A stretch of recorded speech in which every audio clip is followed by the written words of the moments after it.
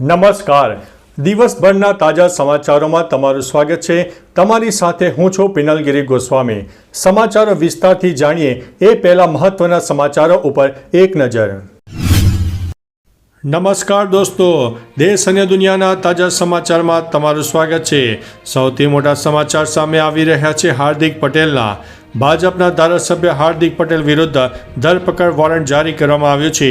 ભાજપના વિરમગામ ધારાસભ્ય હાર્દિક પટેલ વિરુદ્ધ અમદાવાદ ગ્રામ્ય કોર્ટે ધરપકડ વોરંટ જારી કર્યું છે. 2018માં પાસ આંદોલન દરમિયાન હાર્દિક પટેલ વિરુદ્ધ કેસ નોંધાયો હતો. આ કેસમાં હાર્દિક પટેલ સહિત ગીતા પટેલ, કિરણ પટેલ અને આશિષ પટેલ સામે કેસ નોંધવામાં આવ્યો હતો.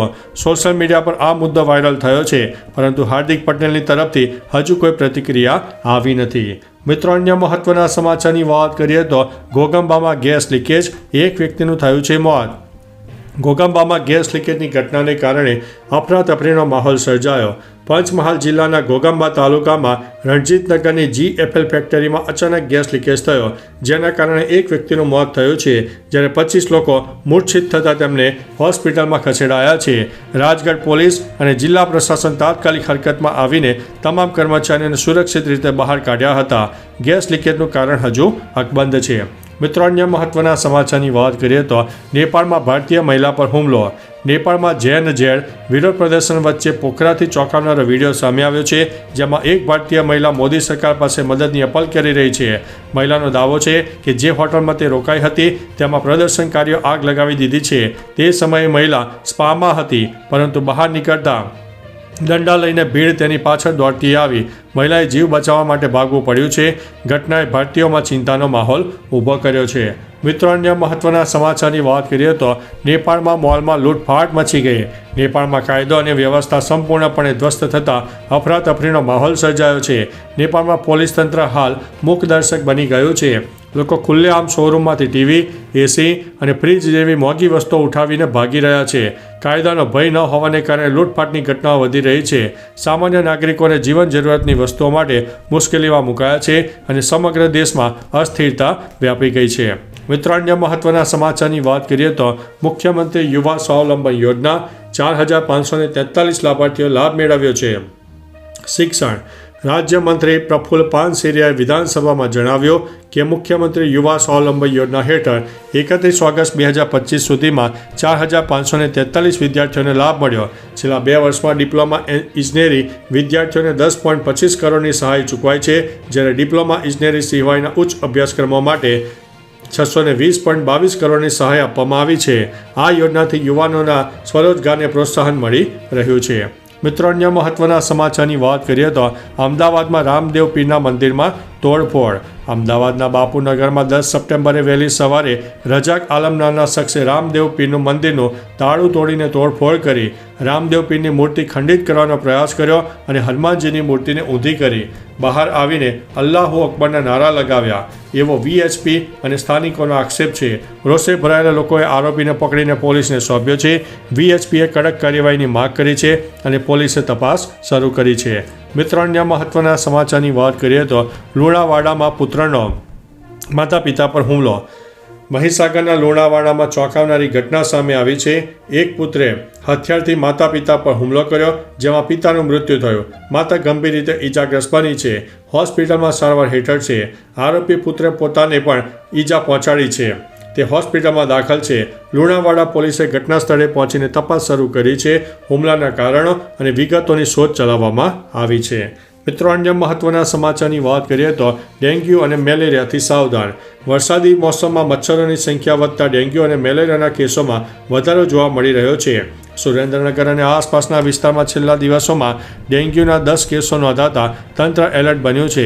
સામાન્ય તાવ જેવા લક્ષણો હોવાથી ગંભીરતા સમજી શકાતી નથી, જેના કારણે સારવાર મોડે થાય છે.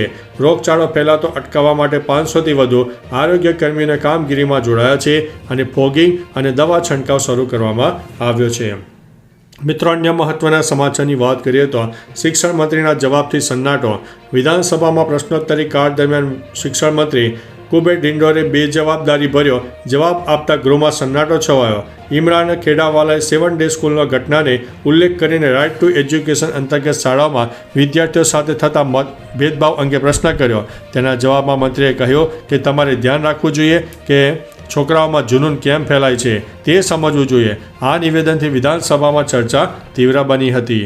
મિત્રો, અન્ય મહત્વના સમાચારની વાત કરીએ તો નેપાળમાં ધમાલો, જેલો તૂટતા ખૂંખાર કેદીઓ પણ ફરાર થઈ ગયા છે. નેપાળના 18 જિલ્લાઓમાંથી જેલમાંથી 6000થી વધુ કેદીઓ ભાગી ગયા છે. નેપાળમાં 3 દિવસથી ચાલી રહેલા પ્રદર્શનને કારણે આ ઘટના પ્રકાશમાં આવી છે.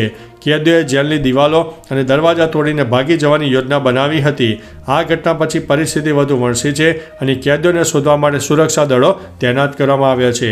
મિત્રો, અન્ય મહત્વના સમાચારની વાત કરીએ તો ચૈતર વસાવા સામે કેસનો મામલે વિધાનસભામાં અવાજ ઉઠ્યો છે. વિધાનસભામાં આપ અને કોંગ્રેસે ધારાસભ્ય ચૈતર વસાવા સામે ખોટા કેસ દાખલ થવાનો મુદ્દો ઉઠાવ્યો હતો. આપના ગોપાલ ઇટાલિયા મુખ્યમંત્રીને મળીને પોતાના પરના દુર્વ્યવહારની ફરિયાદ કરી. જણાવ્યું કે ચૈતર વસાવા આદિવાસી અવાજ છે અને તેમના વિકાસથી ખફા તત્વો કાવતરું રચી રહ્યા છે. વિસાવદર પોલીસે ધારાસભ્યના વિશેષ અધિકારનું ઉલ્લંઘન કર્યું છે. પાટણમાં ધારાસભ્ય સાથે અસંવૈધાનિક વર્તનનો આક્ષેપ પણ ઉઠાવ્યો છે. મિત્રો, અન્ય મહત્વના સમાચારની વાત કરીએ તો ઝારખંડના રાંચીથી ISIS આતંકવાદીની ધરપકડ. બુધવારે ઝારખંડથી રાજધાની રાંચીથી મોટા સમાચાર સામે આવ્યા છે. રાજ્યની રાજધાની રાંચીમાંથી એક શંકાસ્પદ ISIS આતંકવાદીની ધરપકડ કરવામાં આવી છે. દિલ્હી સ્પેશિયલ સેલની ટીમ લાંબા સમયથી આ શંકાસ્પદ આતંકવાદીને શોધી રહી હતી. હવે દિલ્હીના special cell Jharkhand ATS Ranchi police દ્વારા સંયુક્ત ઓપરેશનમાં શંકાસ્પદ વ્યક્તિને રાંચીથી ધરપકડ કરવામાં આવી છે.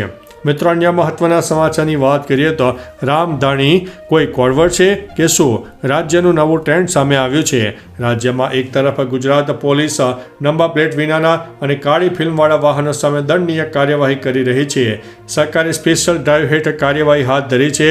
તેવામાં હવે ગાડીઓની નંબર પ્લેટની જગ્યાએ રામાધણી શબ્દ લખેલ હોય અને કાળી ફિલ્મ લગાવેલી ગાડીઓને લઈને અનેક સવાલો ઊભા થયા છે. તો શું રામાધણી કોઈ કોળવડ છે? બીજી તરફ એવો સવાલ ઊભો થયો છે કે પોલીસ આવા લોકો સામે કાર્યવાહી કરશે ખરી? મિત્રો, તમે શું કહેશો? મિત્રો, અન્ય મહત્વના સમાચારની વાત કરીએ તો 3 દિવસમાં 3 દેશની સરકારો લડાવ થઈ છે. જાપાનમાં વડાપ્રધાને નબળા જન સમર્થનને કારણે રાજીનામું આપ્યું. ફ્રાન્સમાં મોંઘવારી અને અમુક સુધારાઓ ઉપર સરકારનો બહુમત તૂટ્યો. નેપાળમાં ભ્રષ્ટાચાર અને સોશિયલ મીડિયા પ્રતિબંધ જેવા મુદ્દાઓને લઈને જનતા સડક ઉપર ઉતરી આવી. આંદોલન તોફાની બન્યું અને વડાપ્રધાને રાજીનામું આપ્યું. મિત્રો, અન્ય મહત્વના સમાચારની વાત કરીએ તો છેલ્લા 70 કલાકથી ભાખરી ગામ સંપર્ક વિહોણું બન્યું છે. બનાસકાંઠામાં 2 દિવસથી ભારે વરસાદે તબાહી મચાવી છે. સોઈ ગામ, બાબર, વાવ અને થરાદ તાલુકાઓ જળમગ્ન થયા છે. વાવમાં પૂર જેવી પરિસ્થિતિ છે. ભાખરી ગામ 70 કલાકથી સંપર્ક વિહીન છે. ઠીમાં વાવ માર્ગો બંધ છે. નદી નાળા છલકાયા છે. ખેતરો બેટમાં ફેરવાયા છે. 280થી 289 ગામોમાં વીજળી ખોરંભે છે. 500થી વધુ લોકોનું રેસ્ક્યુ કરવામાં આવ્યું છે. NDRF અને પોલીસ સક્રિય થઈ છે. વાવ અને સુઈ ગામમાં 10 સપ્ટેમ્બરે શાળા કોલેજો પણ બંધ રખાઈ હતી. તો ચાલો મિત્રો, ફરીથી દેશ અને દુનિયાના સુપરફાસ્ટ સમાચાર લઈને મળતા રહીશો. ત્યાં સુધી અમને રજા આપશો. નમસ્તે.